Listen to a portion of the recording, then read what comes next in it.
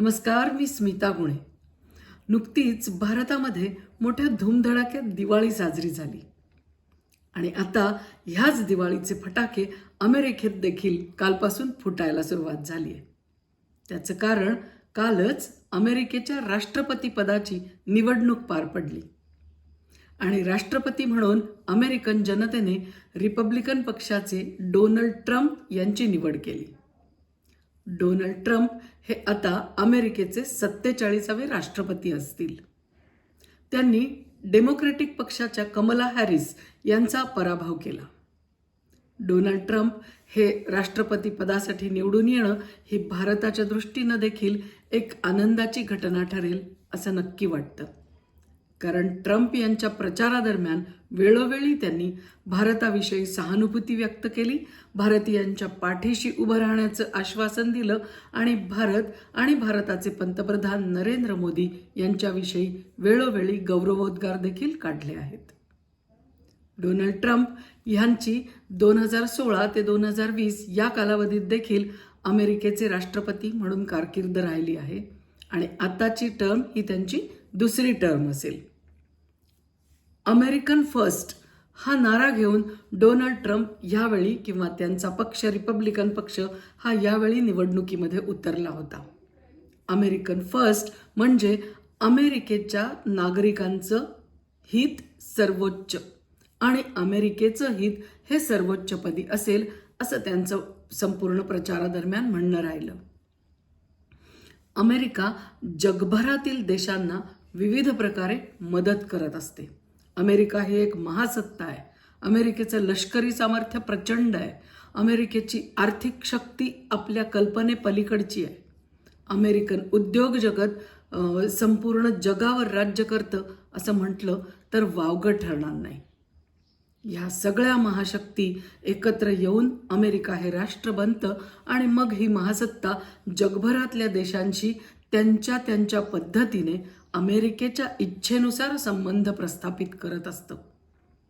छोट्या देशांना मदत पुरवणं, अडचणीतल्या देशांना आर्थिक रसद पुरवणं, अमेरिकेला आवडत असलेल्या देशांना अडचणीच्या काळात लष्करी सामर्थ्य पुरवणं हे वर्षानुवर्ष अमेरिका करत आलेली आहे. आणि ह्या सगळ्यामध्ये अमेरिकेच्या स्वतःच्या प्रगतीकडे, अमेरिकन नागरिकांच्या प्रगतीकडे काहीसं दुर्लक्ष होत आहे की काय असा विचार अमेरिकन नागरिकांच्या मनात येऊ लागला आणि रिपब्लिकन पक्षानं आणि रिपब्लिकन पक्षाचे उमेदवार डोनाल्ड ट्रम्प यांनी प्रचाराचं धोरण ठरवलं अमेरिका फर्स्ट, अमेरिकन फर्स्ट. अमेरिकेच्या नागरिकाची प्रगती झाली पाहिजे. आर्थिक, सामाजिक, औद्योगिक सर्व स्तरावर अमेरिकन नागरिक उंच ठिकाणी पोहोचले पाहिजेत आणि त्या सगळ्यांचा मिळून असलेला अमेरिका हा देश सर्वोच्च स्थानी असला पाहिजे. अशा प्रकारचं धोरण घेऊन डोनाल्ड ट्रम्प हे प्रचारामध्ये उतरले आणि तो त्यांचा अमेरिका फर्स्ट हा प्रचार सगळ्या अमेरिकन नागरिकांची अस्मिता फुलवणारा ठरला आणि त्याचं फळ म्हणून नागरिकांनी ट्रम्प यांना निवडून दिलं. त्याचप्रमाणे डोनाल्ड ट्रम्प यांनी जागतिक राजकारणामध्ये देखील आपली भूमिका वेळोवेळी घोषित केली आणि त्यांच्या म्हणण्यानुसार युद्ध थांबली पाहिजेत. ज्या युद्धांना अमेरिकेकडून रसद पुरवली जाते अशी युद्ध थांबली पाहिजेत, कारण त्या देशांना, युद्धग्रस्त देशांना रसद पुरवण्यामध्ये अमेरिकेची फार मोठी शक्ती खर्च होते. ती शक्ती जर प्रत्यक्ष अमेरिकन नागरिकाच्या विकासासाठी वापरली, अमेरिकेच्या स्थायी विकासासाठी वापरली तर त्याचं खूप चांगलं फळ हे इथल्या अमेरिकन नागरिकांना चाखायला मिळेल. आणि म्हणून त्यांनी अगदी स्पष्टपणानं वेळोवेळी सांगितलं की युक्रेन आणि रशियाचं चाललेलं युद्ध ताबडतोब थांबवण्यासाठी मी सर्वोच्च प्रयत्न करेन, किंबहुना ते युद्ध मी थांबवून टाकेन.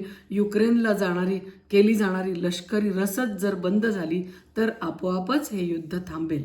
हा त्यांचा स्पष्ट विचार होता. डोनाल्ड ट्रम्प हे त्यांच्या बेधडक आणि स्पष्ट विचारांसाठी आणि त्यांच्या स्पष्ट मांडणीसाठी ओळखले जातात. डोनाल्ड ट्रम्प हे अमेरिकेमधले फार मोठे उद्योगपती आहेत आणि एक TV पर्सनॅलिटी म्हणून देखील ते लोकप्रिय आहेत.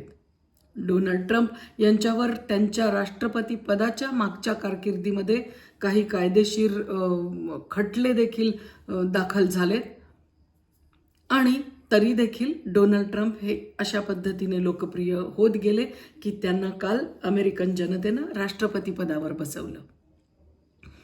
कमला हॅरिस या डेमोक्रॅटिक पक्षाच्या उमेदवार ह्या देखील पेशाने वकील आहेत आणि त्या स्वतःला आफ्रो अमेरिकन संबोधतात. त्यांच्या मातोश्री भारतीय मूळ असलेल्या आहेत. भारतीयांना या मुद्द्याला धरून अमेरिकेतील भारतीय नागरिक कमला हॅरिस यांना मतदान करतील अशी कमला हॅरिस यांची अपेक्षा होती, त्यांच्या पक्षाची अपेक्षा होती. पण तसं काही घडलेलं दिसत नाही. त्याचं आणखीन एक कारण असं आहे की डोनाल्ड ट्रम्प यांनी त्यांच्या भाषणामध्ये ठोसपणाने उल्लेख केला की भारतातील आणि संपूर्ण जगभरातील हिंदूंवर होत असलेला अन्याय, अत्याचार याविरुद्ध मी ठामपणानं उभा राहीन. विशेषतः त्यांनी बांगलादेशमध्ये घडलेल्या हिंदूंवरच्या अत्याचाराचा उल्लेख केला आणि त्यांनी असं स्पष्ट केलं की या अन्यायाविरुद्ध सर्व हिंदूंच्या समर्थनार्थ आणि त्यांच्या संरक्षणार्थ मी उभा राहीन. ट्रम्प यांच्या भाषणातील प्रचारातील हे सगळे मुद्दे अत्यंत प्रभावशाली ठरले. त्यांचा एक मुद्दा जो सर्वत्र गाजला आणि फार मोठ्या प्रमाणावर अमेरिकन नागरिकांच्या मनावर परिणाम करून गेला तो होता अमेरिकेमधल्या बेकायदेशीर घुसखोरीचा. बेकायदेशीरपणे अमेरिकेत शिरू पाहणाऱ्या लोकांची संख्या प्रचंड मोठी आहे. जगभरातून लोक अमेरिकेमध्ये बेकायदेशीररित्या घुसण्याचा प्रयत्न करत असतात आणि जो बायडन जे आत्तापर्यंत राष्ट्रपती होते त्यांच्या 4 वर्षाच्या कालावधीमध्ये या घुसखोरांवर नियंत्रण करण्यामध्ये अमेरिकेच्या सरकारला अपयश आलं हे ट्रम्प यांनी ठामपणाने सांगितलं आणि त्यांनी हेही सांगितलं की ह्या घुसखोरांचा पूर्णपणे प्रतिबंध, या घुसखोरांना अमेरिकेत येण्यास वाचून थांबवण्याचा, त्यांना प्रतिबंध करण्याचा पूर्ण प्रयत्न मी करेन आणि त्यांनी अमेरिकेमध्ये येऊ नये यासाठी मी कटिबद्ध असेन.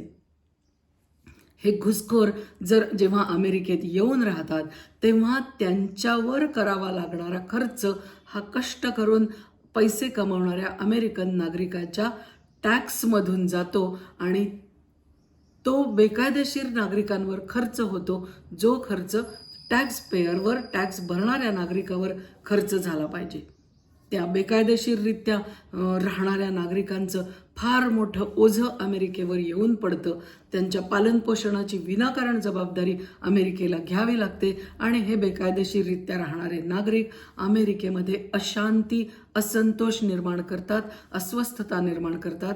त्यामुळे त्यांना संपूर्णपणे अटकाव केला जाईल. अमेरिकेच्या सर्व सीमा त्या दृष्टीने अत्यंत सुरक्षित केल्या जातील. हे ठोस आश्वासन अमेरिकेच्या नागरिकांना अत्यंत आवडलं. ट्रम्प यांची ही भूमिका अमेरिकन नागरिकांनी उचलून धरली. अमेरिका या संपूर्ण जागतिक व्यवस्थेकडे आता एका नव्या नजरेतून पाहिल, ट्रम्प यांच्या रिपब्लिकन पक्षाच्या नजरेतून पाहिल असं सगळ्या जगाला वाटतं आहे. जगभरामध्ये ट्रम्प यांच्या निवडून येण्यामुळे काही देशांना खूप काही देश आनंद व्यक्त करतायत आणि काही देश या घटनेकडे साशंक नजरेने बघतायत. अमेरिकेची आता जगाकडे बघण्याची नीती बदलेल असं सगळ्यांना वाटतंय. युक्रेन रशियाचं युद्ध असो किंवा इस्रायल आणि हमास किंवा हिजबुल्ला यांच्या विरुद्ध सुरू असलेलं इस्रायलचं युद्ध असो, याकडे बघण्याची, यामध्ये सहभाग घेण्याची, पाठिंबा देण्याची नीती आता अमेरिका कशा प्रकारे पुढे नेईल, कितपत पुढे नेईल याविषयी सगळ्या जगाला उत्सुकता आहे. भारताशी डोनाल्ड ट्रम्प यांचे अत्यंत मधुर असे संबंध राहिलेले आहेत. भारताचे पंतप्रधान नरेंद्र मोदी आणि डोनाल्ड ट्रम्प यांच्यामध्ये एक खूप चांगल्या प्रकारचा स्नेहबंध आहे. दोन्ही नेते वेगवेगळ्या आंतरराष्ट्रीय व्यासपीठावर एकमेकांना संबोधताना मित्र असा उल्लेख करत असतात. कालच भारताचे पंतप्रधान नरेंद्र मोदी यांनी देखील डोनाल्ड ट्रम्प यांचं फोन करून अभिनंदन केलं आणि आनंद व्यक्त केला की माझा मित्र, भारताचा मित्र आता अमेरिकेचा राष्ट्रपती म्हणून निवडला गेला आहे. भारताशी असलेले अमेरिकेचे संबंध अधिक चांगल्या पातळीवर या निमित्तानं पोहोचतील, पुढे सरकतील अशी आशा करायला आपल्याला नक्कीच जागा आहे. भारतीयांवर जगभरामध्ये सुरू असलेल्या वेगवेगळ्या अन्यायकारी घटनांपासून भारतीयांच्या पाठीशी उभं राहण्याचं, त्यांना संरक्षण देण्याचं काम अमेरिकेकडून होईल अशी देखील एक नवीन आशा आता निर्माण झाली आहे, कारण ट्रम्प यांनी तसं बोलून दाखवलंय. या सगळ्या वातावरणामध्ये आता अमेरिका कुठल्या नव्या दिशेनं वाटचाल करते आणि अमेरिका फर्स्ट असं म्हणत अमेरिका किती उंची गाठते, किती त्यांची प्रगती होते आणि त्यांच्या प्रगतीबरोबर जगभरातल्या कुठल्या कुठल्या देशांना ते आपल्या हाताला धरून प्रगतीच्या दिशेने नेतात, हे बघणं अत्यंत औत्सुक्याचं असेल. डोनाल्ड ट्रम्प यांच्या प्रचारामध्ये चक्क जगभरातल्या सर्वात श्रीमंत व्यक्ती एलन मस्क हे देखील उतरलेले आपण सर्वांनी बघितले.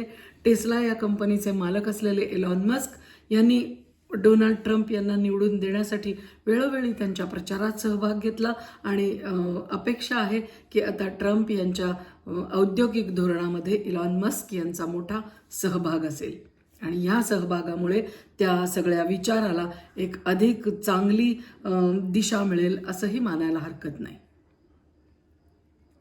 अमेरिकेमध्ये हे राष्ट्रपती पदाची निवडणूक पार पडत असताना इकडे इस्रायलमध्ये एक मोठी खळबळजनक घटना घडली. इस्रायलचे राष्ट्रपती बेंजामिन नेतन्याहू यांनी काल अचानकपणे इस्रायलचे लष्कर प्रमुख, इस्रायलचे संरक्षण मंत्री योव गॅलंट यांना तडकाफडकी पदावरून निवृत्त केलं, पदावरून काढून टाकलं. योव गॅलंट हे इस्रायलचे संरक्षण मंत्री अत्यंत करारी व्यक्तिमत्व, अत्यंत कणखर व्यक्तिमत्व म्हणून आपल्या सगळ्यांनी गेली युद्ध सुरू झाल्यापासून गेलं वर्षभर आपण त्यांना टीव्हीवर बघतो आहोत. IDF म्हणजे इस्रायलच्या संरक्षण दलाचे प्रमुख असलेले योव गॅलंट यांनी वेळोवेळी इस्रायलच्या सैन्याचं नेतृत्व केलं आणि इस्रायलला अपेक्षित असलेलं यश मिळवून देण्यामध्ये ते यशस्वी ठरले. योव गॅलंट यांच्यासारखा अत्यंत प्रभावी असा संरक्षण मंत्री त्या पदावरून खाली खेचला जातो, याच्या मागे नेमकं काय घडलं असेल याची उत्सुकता सगळ्यांच्या मनामध्ये दाटून आली. इस्रायलच्या नागरिकांना देखील बेंजामिन नेतन्याहू यांचा हा निर्णय कदाचित पटला नाही.